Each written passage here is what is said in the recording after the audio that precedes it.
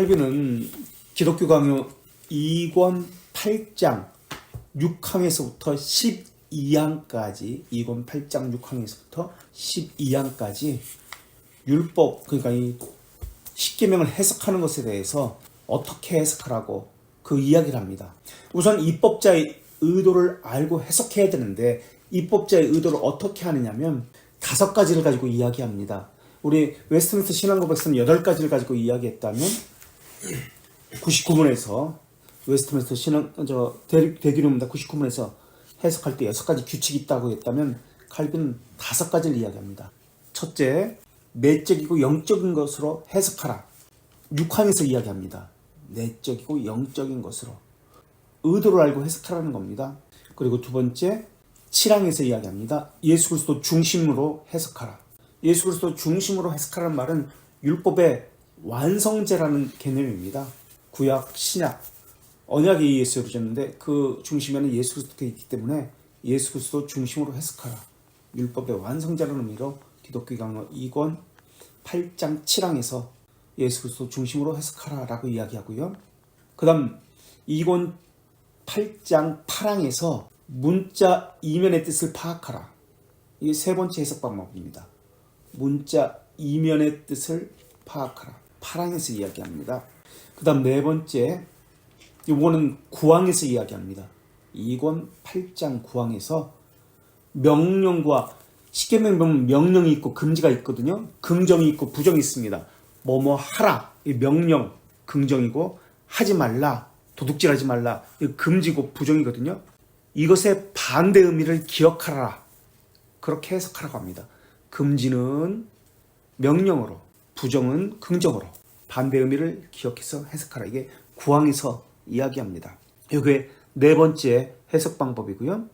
다섯 번째, 강력한 언어를 사용하는 것은 강조하는 의미이기 때문에 그 강조의 의미를 살펴서 해석하라.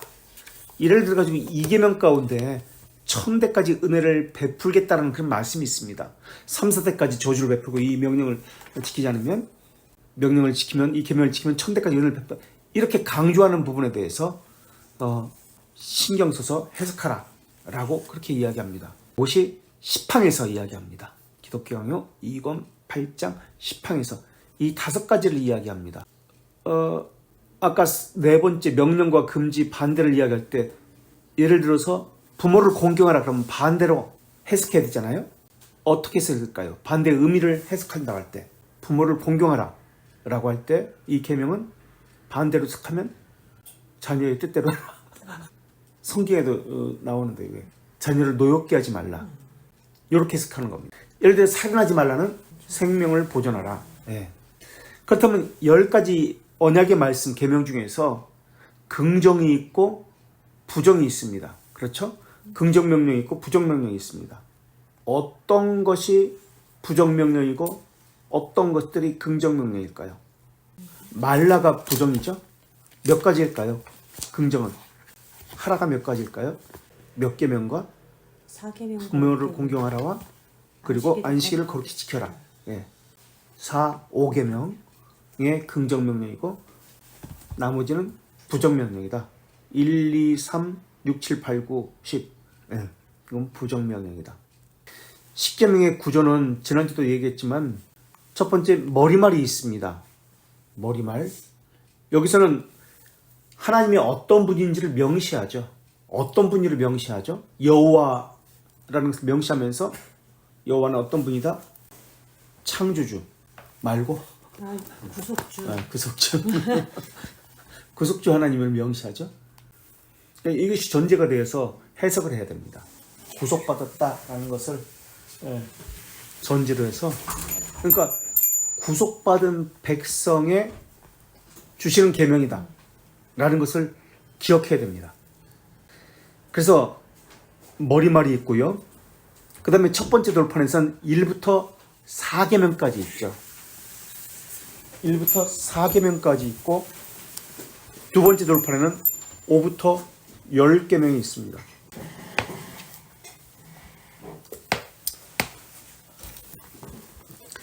그래서 긍정 명령은 법 준수 의무에 관한 명령이고요.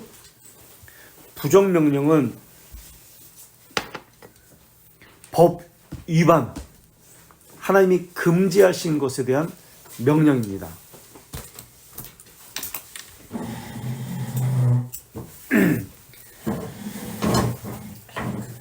자, 52페이지 책으로 들어가세요.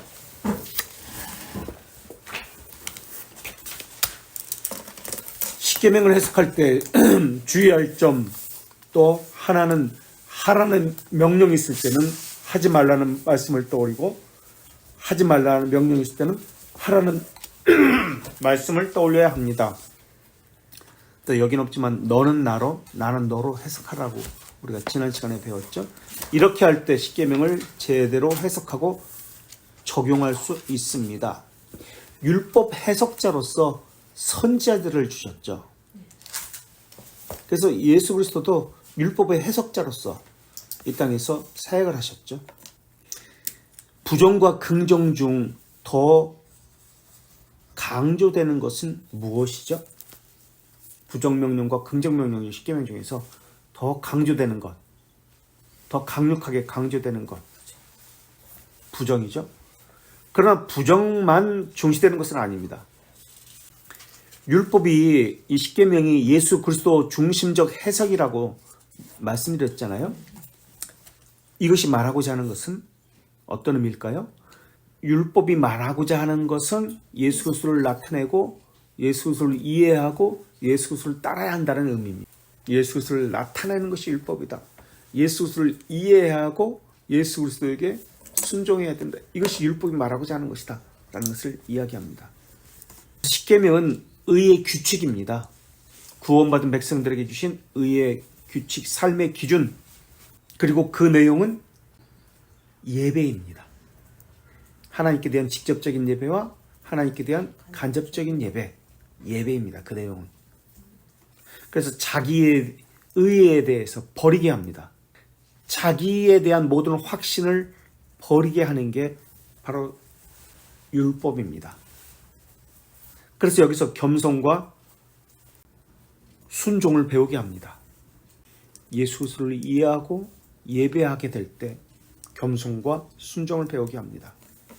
그래서 십계명의 핵심적 의미는 예배다. 그렇다면 예배라는 의미는 무엇일까요? 지금까지 이것을 이야기했는데, 자기 의를 버린다, 자기 확신에 대한 것을 모두 버린다, 겸손과 순종을 배우게 된다, 예수 그리스도를 이해하게 된다. 그것이 예배라고 했습니다. 그럼 예배란 말은 자기 죄를 깨닫게 한다, 자기를 부셔야 한다, 자기가 가난하다는 것을 알아야 된다, 하나님 앞에 자신을 낮추는 것, 부정하는 것이 예배다. 이게 예배라는 의미잖아요. 그래서 예수 그리스도를 붙들어야 된다. 이게 예배라는 의미입니다. 내가 손해본다 이러면 안 끼워진 거죠. 자, 1계명부터 볼까요? 넷째 줄. 제1계명에서 서로는 이 책에는 안 나오는데 기독교 강의에 나옵니다. 제1계명에서 다른 신들을 내게 잊게 말라고 명하고 있습니다. 여기서 예배의 대상이 나오는데요. 누구를 예배하라고 그러죠? 여호와 하나님. 잊게 말라, 이거 부정이잖아요.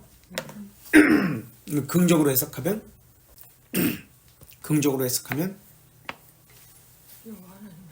하나님만, 여호와 하나님만 내게 있게 하라.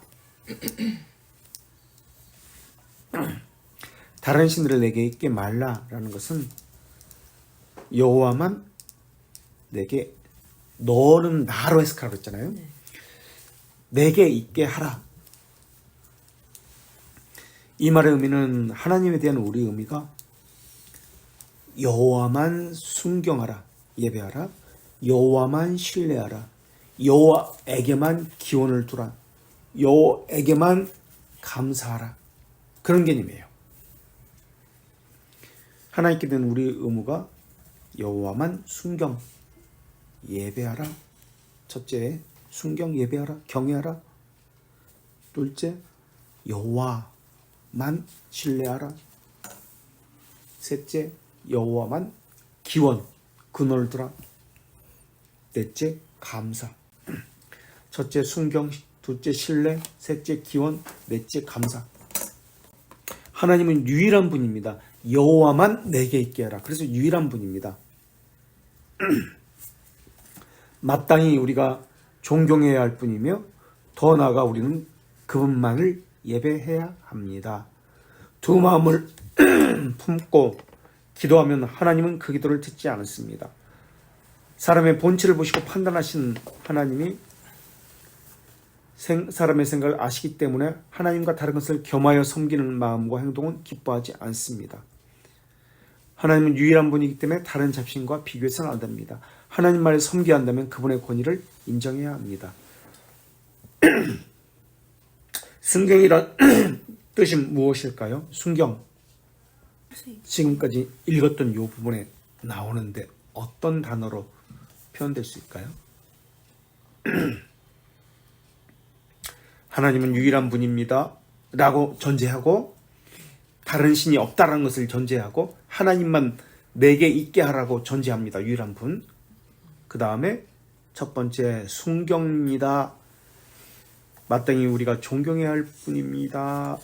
더 나아가 우리는 그분을 예배해야 합니다. 여기 지금 순경이라는 말을 하고 있어요. 하나님의 위대함에 굴복하라. 하나님을 존경하라. 하나님을 경외하라. 하나님께 그래서 예배합니다. 이게 순경이라는 개념이에요. 그 다음 신뢰라는 부분은 어떤 부분일까요? 예, 두 마음을 품고 기도하면 하나님은 그 기도를 듣지 않습니다. 하나님의 완전함을 인정하라는 이야기를 하고 있습니다. 지금 사람의 본체를 보시고 인격을 보시고 판단하시는 하나님이 사람의 생각을 아시기 때문에 하나님과 다른 것을 겸하여 섬기는 마음과 행동은 기뻐하지 않습니다 라고 지금 이야기하죠. 하나님은 유일하신 분이기 때문에 기원, 자기 마음의 신뢰를 적용하는 거. 하나님은 유일한 분입니다. 다른 잡신과 비교해서는 안 됩니다. 유일한 근원이시다. 하나님을 섬겨야 한다면 그분의 권위를 인정해야 합니다. 기원을 이야기하죠. 그리고 이런 것부터 감사가 나오는 것이죠. 하나님께 찬양하는 것이 나오시죠. 그래서 요 한 줄씩 한 줄씩 이것을 풀어 쓴 거예요. 순경, 기독교 강요는 순경, 신뢰, 기원, 감사라는 단어로 이야기하고 그것은 이제 더 자세히 풀어 쓰겠지만 이 책은 요약본이라 이렇게 짧게 이렇게 요약해서 했습니다. 자, 우리가 이번에는 대규리문답 103문 1계명이거든요. 253페이지로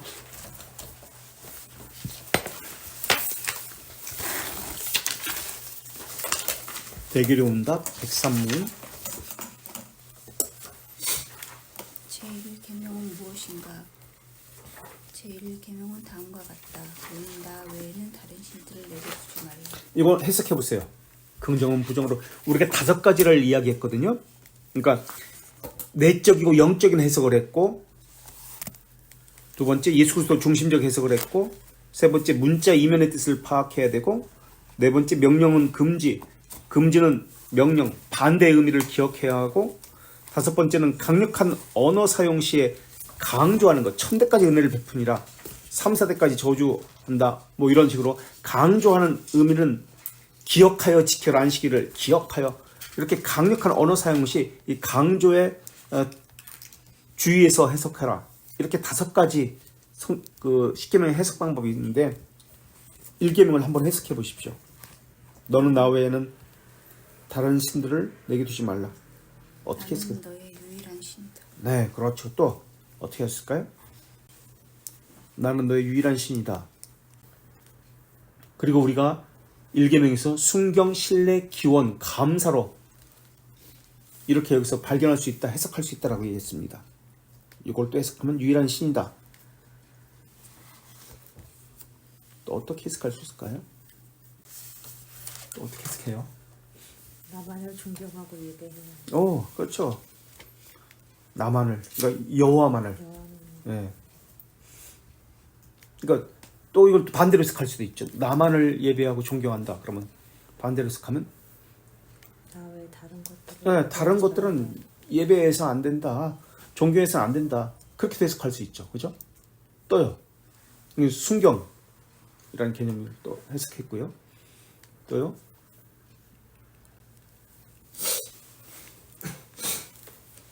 여호와만을 신뢰하라.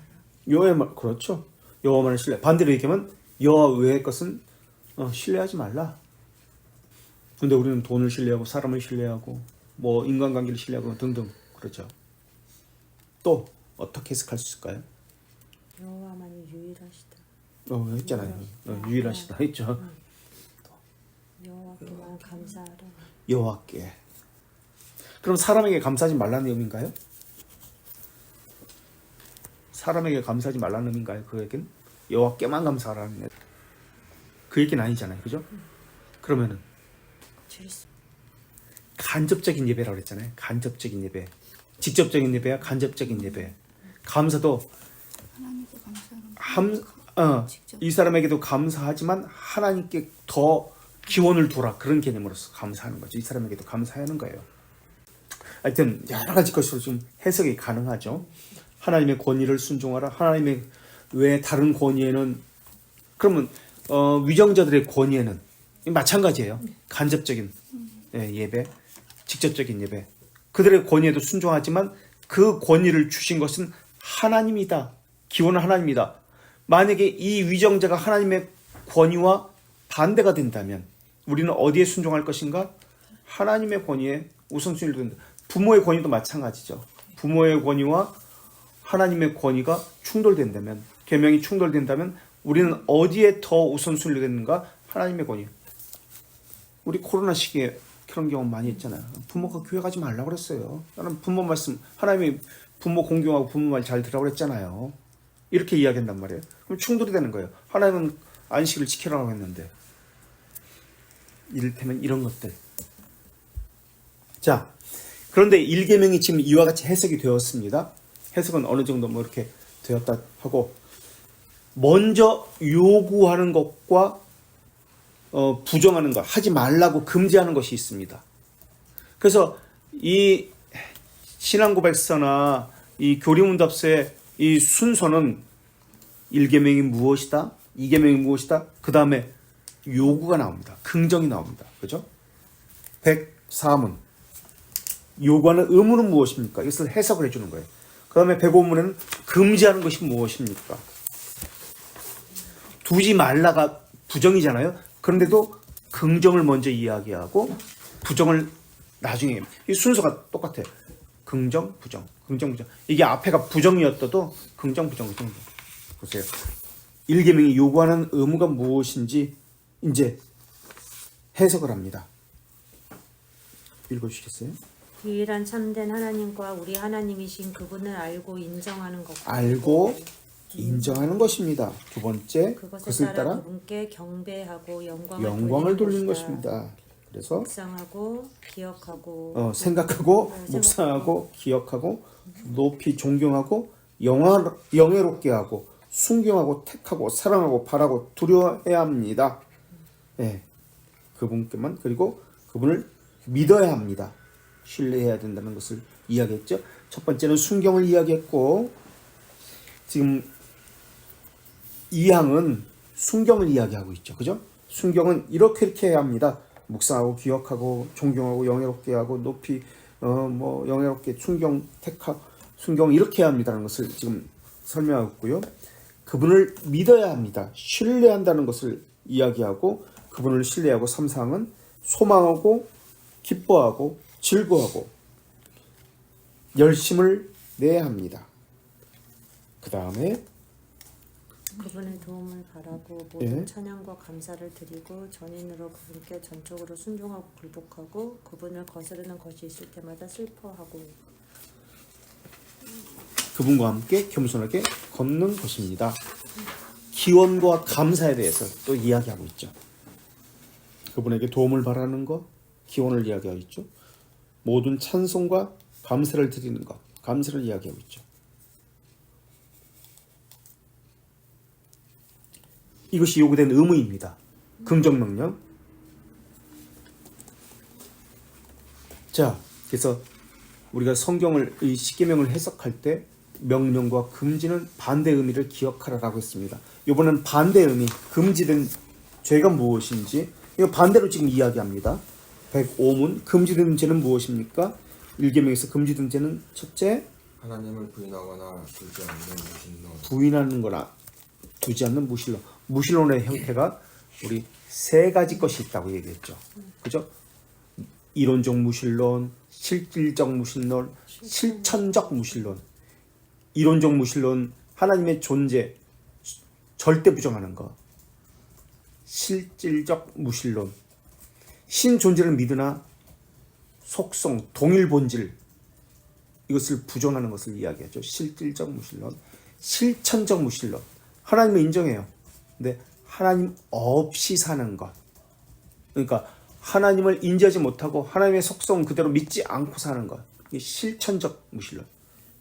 그래서 하나님을 부인하거나 두지 않는 무신론, 금지하는 죄. 두 번째, 하나님보다 다른 많은 잡신 또는 참된 하나님과 더불어 또는 그분을 대신하여 섬기거나 경배하는 우상 숭배. 다른 신과 함께 섬기는 것, 함께 경배하는 것.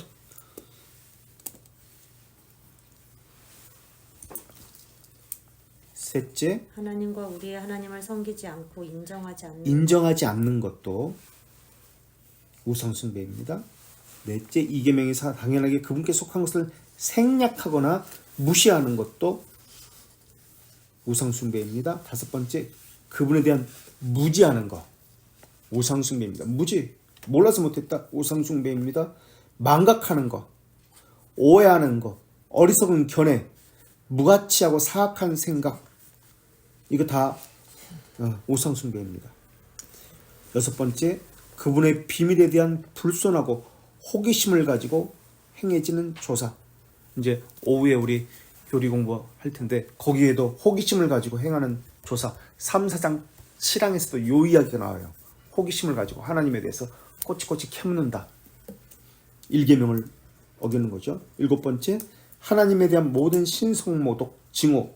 여덟 번째, 이기적 사랑, 이기적인 것, 극단적 이기심이 우리 중생되지 못한 자들의 특징이라고 했죠. 자기 사랑, 다른 것에 대한 우리 마음, 지성 또는 애정의 무질서, 온건치 않은 모든 것, 전체적으로나 부분적으로 그분에게서 그것들을 떼는 것, 하나님만 사랑하면서 벗어나는 것. 아홉 번째, 허망한 경신, 불신앙, 이단, 그릇된 신앙, 불신, 절망, 완악, 심판에 대한 무감과 강팍한 심정 등등. 열 번째, 불법의 수단을 사용하는 것.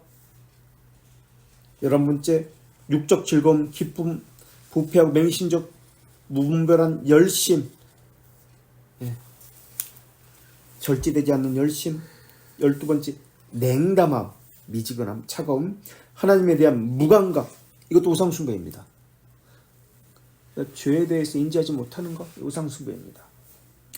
우리 자신을 하나님과 이간질하는 것, 하나님께 배교하는 것, 엄청 많죠. 우상숭배가.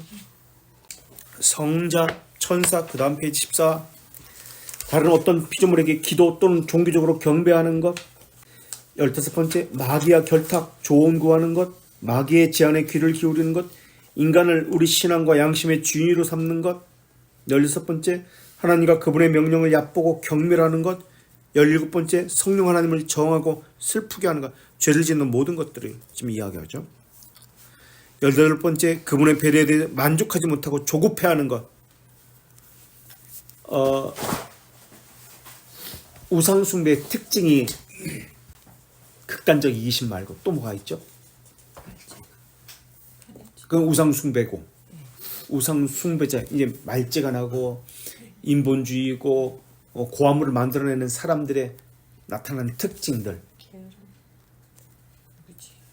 게으름, 또 극단적 이기심, 게으름.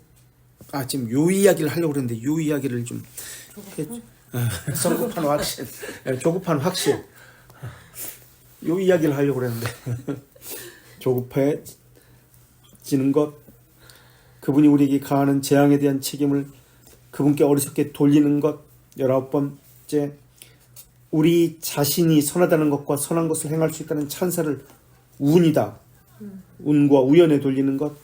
우상이다. 우리 자신에게 또는 어떤 피조물에게 기인시키는 것. 다 우상숭배예요. 1계명은 순경, 신뢰, 기원, 감사라는 것을 이야기했잖아요. 하나님 왜 다른 것에 기인시키는 것? 우상숭배다. 1계명만 봐도 이게 지금 엄청나요. 1계명 안 범하는 사람이 없다는 얘기예요. 그런데 1계명에서 우리 아까 강조하는 것을 유심히 봐야 된다고 또 이야기했잖아요. 계명을 해석할 때 강조하는 것이 있으면 그걸 유심히 보고 해석을 해야 된다라고 이야기했습니다. 그런데 1계명에서 강조하는 것이 있습니다. 그게 내 앞에라는 뜻입니다. 106문에서 그렇게 나오죠. 내 앞에라는 말씀에서 우리는 특별히 무엇을 배웁니까? 이 내 앞에라는 뜻이 무엇입니까? 1계명에서 내 앞에 또는 나 원하는 내 얼굴 앞에서입니다. 코란데오라고 우리가 많이 들어봤죠. 내 얼굴 앞에서 라는 말씀은 우리에게 가르치는 것은 무슨 뜻입니까? 만사를 보시고 여타 다른 하나님을 섬기는 죄에 특별히 관심을 가지고 그것을 매우 불쾌하게 여긴다는 것입니다. 하나님이라고 얘기하지 않죠. 근데 하나님이라는 것처럼 그렇게 다른 것을 신뢰하고 다른 것에 감사하고 다른 것을 기인시키고 다른 것을 예배하고 다른 것을 의지하고 등등 이야기했던 이런 것들을 하나님으로 섬기는 죄에 대해서 특별히 관심을 가지고 그것을 매우 불쾌하게 여기신다는 것입니다. 그래서 그 말씀이 그 죄를 단념시키는 논점일 수 있고 가장 파렴치한 도발적 행위로서 그것을 악화시키는 논점일 수 있습니다. 다시 말해 그분께 드리는 무슨 예배든 그분 앞에서 행하는 것처럼 설득시킬 수 있다는 것입니다. 그게 내 앞에라는 뜻입니다. 사실 이게 지금 엄청나게 그 깊이 있는 내용이거든요. 우리는 이것을 가지고 한참 동안 이제 우리가 살펴봤는데 여기서는 그냥 이 상태로 하고 1계명은 넘어가겠습니다. 앞으로도 마찬가지예요. 우리가 3년 이상을 요 계명을 가지고 살펴봤기 때문에 한 단어 한 단어 다 설명을 해드렸습니다. 그때. 자, 1계명에서 혹시 질문사항이 있어요? 2계명은 예배 뭐죠? 1계명은 예배의 대상이라면 2계명은 예배의 방법입니다. 1계명은 예배 대상, 2계명은 예배 방법. 어떻게 예배할 것인가? 2계명은 책에서 너를 위하여 새긴 우상을 만들지 말라라고 명하고 있습니다. 말라니까 부정명령이잖아요. 금지명령. 그러면 이걸 해석을 하면 이 5가지 아까 또는 8가지의 규칙을 가지고 해석을 하면 이거 1계명이잖아요. 2계명. 그러니까 그 얘기죠. 맞아요. 이걸 해석해서 예배의 방법이거든요. 이거. 하나님 말씀대로 하라. 하나님 말씀대로 해라. 하나님 방식대로 하라. 하나님 방식대로 해라. 맞긴 맞는데 네, 맞긴 맞죠. 예배 방법 규정적 원리니까 맞긴 맞죠. 요걸 가지고 해석을 하면 맞는 말이에요. 보이지 않는 하나님을 실체로 만들지 말라는 말씀. 보이지 않는 하나님을 물질적으로 가시적으로 실체로 만들지 말라. 예. 너는 나로 나는 너로 외면은 내면으로 내면은 외면으로 명령은 금지로 금지는 명령으로 강력한 언어 사용 시 강조의 의미로 문자의 이면의 뜻을 파악하라. 내적인 것은 영적으로 영적인 것은 외적인 것으로 해석하면 너니까 바꿔서 하면 나를 위해서 내가 나를 위해서 우상을 새기지 말라. 우상을 갖지 말라. 뭐 그런 의미도 되겠죠. 자, 2계명은 어떻게 예배할 것인가 예배의 방법이거든요. 외적 숭배를 하지 말라는 거예요. 가시적인 실체를 만들지 말라는 의미도 있고 외적인 숭배하지 말라는 거예요. 외적인 숭배. 겉으로만 보이는 형식적인 숭배하지 말라는 거예요. 그러니까 외적인 것이니까 내적으로 해석하면 영적 경배하라는 거예요. 겉으로 보이는 이런 가시적인 행위를 가지고 하나님을 예배하겠다라고 하지 말라는 거예요. 내적인 것, 영적인 것을 하나님을 예배하라. 하나님이 영이시니 예배하는 자가 영과라고 합니다. 영으로 예배하라. 가시적인 형식 어떤 행위 가지고 하나님께 예배하려고 하지 말라. 우상 숭배를 금하는 계명이 이 계명입니다. 질투라는 뜻입니다. 이게 질투라는 뜻, 우상 숭배를 금하는 계명. 질투라는 뜻은 어떤 특성을 갖죠? 질투에는 어떤 의미가 있죠? 우리가 호세아를 하면서 이야기했는데 혹시 기억나시는지? 사랑이 질- 있어요. 소멸하시는 사랑인데 질투는 사랑인데 독점적인 사랑을 원하죠. 질투는. 글쎄 그건 이제 일반적인 이야기고 물론 맞아요. 틀린 건 아닌데 그 너머에 우리가 교회라는 것을 이야기하면서 하나님과 우리를 이야기할 때 하나님 백성을 이야기할 때 어떤 비유를 쓰죠? 교회와 하나님의 관계를 신랑과 신부, 신랑과 신부, 정결한 결혼. 그래서 혼인 관계, 그것이 말하고자 하는 것은 순결한 물론 그것도 다 있어요. 또 이야기해 볼까요? 언약을 지키는 거죠. 그렇지 그거예요. 언약. 언약을 지금 이야기해요. 언약. 언약이란 뜻이야 이게. 언약. 신랑과 신부라는 말 말고 또 어떤 비유를 쓰죠? 교회와 하나님과의 관계, 그리스도와의 관계. 포도나무와 연 네. 주인과 종. 또 가지와 뭐죠? 양과 목자 양과 목자, 포도나무와 가지와 열매. 예. 또 왕과 신하. 이건 다 언약을 말하고자 할 때 이 비유를 쓰는 거죠. 교회의 머리 되신다. 지체 된다. 머리와 지체. 언약이라는 개념이에요. 질투라는 남편과 아내라는 특성을 갖는다. 이 뜻이에요. 그래서 언약을 이야기하고 있어요. 그러면서 하나님은 영이시기에 어떤 형상, 화상을 만들거나 만들어도 안 돼요.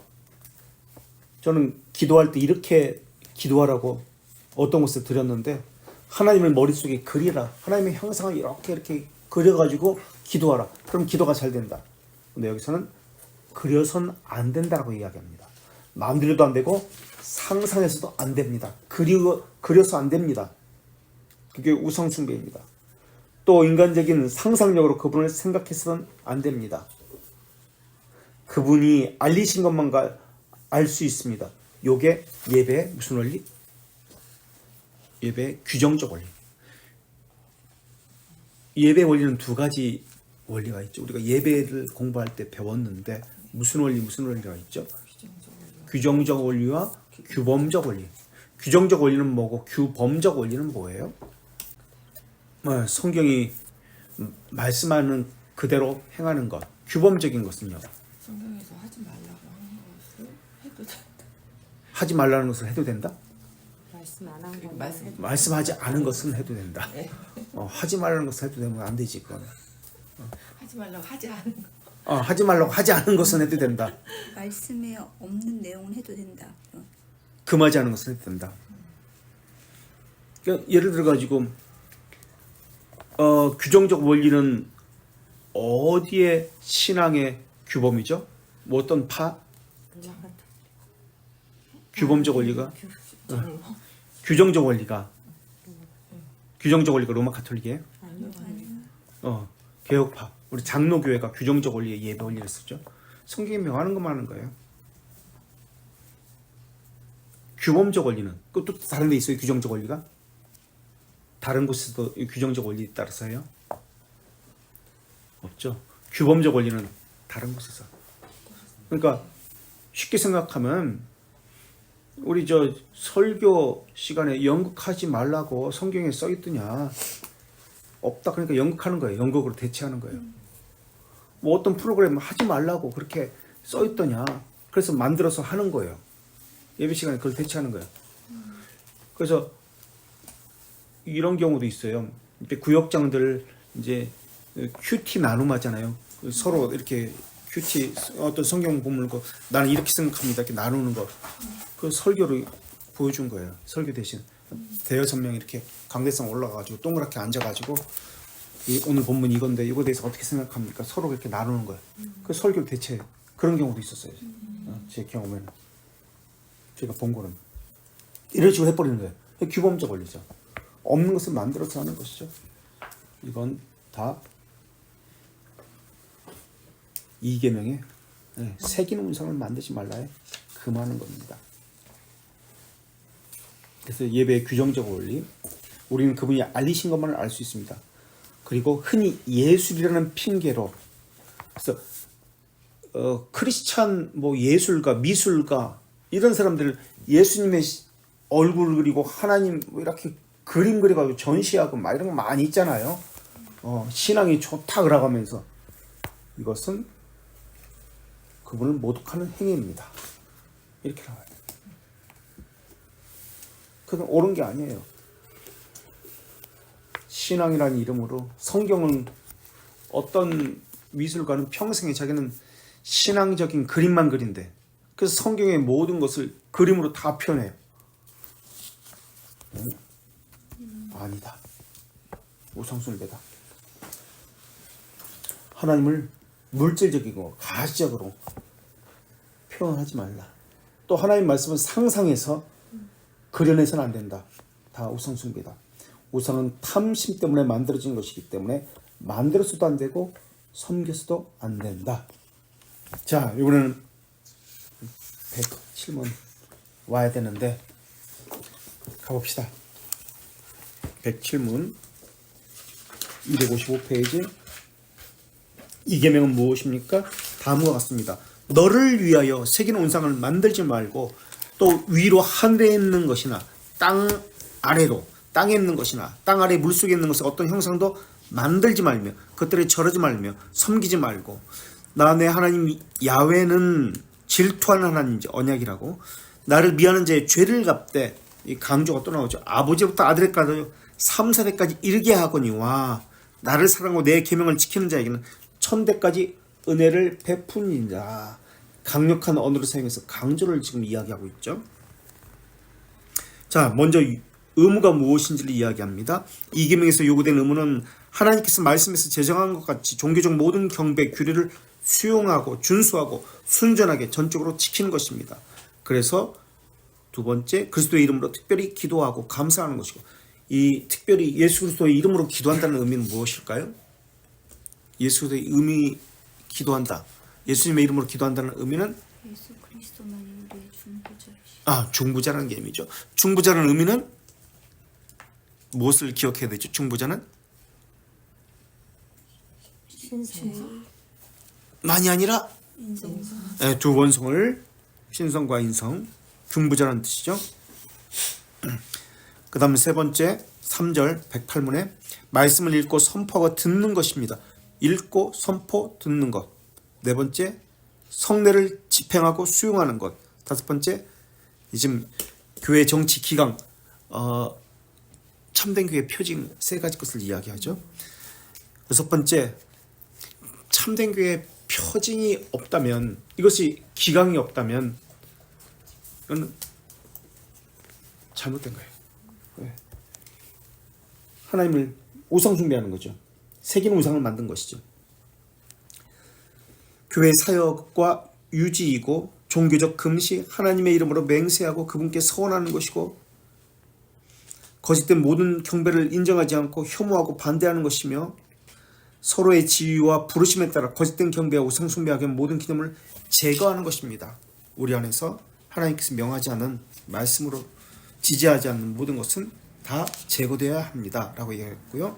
금지된 데는 이 계명에서 금지된 것은 첫째, 하나님께서 직접 제정하지 않는 어떤 경배라도 고안하는 것, 권하는 것, 명하는 것, 사용하는 것, 인정하는 것, 이걸 없애라는 것이에요. 거짓된 종교에 관용을 베푸는 것. 3절, 하나님에 관해, 그분의 모든 위격에 관해 또는 그분 중 어느 위격에 관해 내적으로 우리 마음에 또는 외적으로 그 어떠한 피조물의 형상과 모양 같은 것으로 상상하는 것, 만드는 것. 네 번째, 그것에 경배하는 것, 그것을 가지고 하나님을 경배하는 것, 그것을 가지고 하나님을 경배하는 것도, 어떤 프로그램을 가지고 어떤 방법적인 것을 고안해서 그것을 가지고 하나님께 예배하고 경배하는 것도 우상을 만드는 것이다, 섬기는 것이다.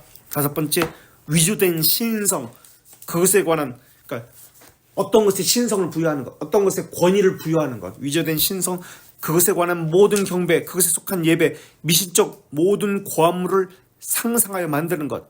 근데 우리는 헌신 예배 때는 임원들 모아가지고 우리 예배 어떻게 하지? 고안을 만들어내죠. 경배 드리는 것, 그것에 더하여 그것을 빼는 것, 가감하는 것, 우리 자신이 고안했든지 자신이 택했든지 간에 또는 다른 것에서 온 전통을 수용했든지 간에 고대 풍습, 관습, 헌신, 선한 의향, 어떤 핑계로 상상하여 만든 것, 성직매매, 이제 돈 받고 파는 것, 신성모독, 하나님께서 정한 경배와 규례를 무시하는 것이 숨기고 경멸하고 반대하는 것입니다. 이렇게 나오고요. 아까도 말씀드렸지만 더 강화하기 위해서 부과된 것은 이 1000대까지 은혜를 베푸니라. 그 이유는 258페이지, 우리에 대한 하나님의 주권과 우리 안에 있는 정당성과 더불어 그분의 경배를 위한 그분의 열정, 영적 매춘과 같은 거짓된 모든 경배에 대해 복수심 깊은 의분이다. 이 계명을 어기는 자는 그분을 증오하는 것과 같이 여기고 여러 세대에 걸쳐 그들에 대한 처벌을 내린다는 것이다. 3절, 그것을 준수하는 자는 그분을 사랑하고 그분의 계명을 지키는 것과 같이 평가받고 많은 세대에 걸쳐 그들에게 자비함을 약속하는 것이다. 강조하는 것이 있습니다. 자, 이 계명까지 혹시 질문이나 하실 말씀 있으세요?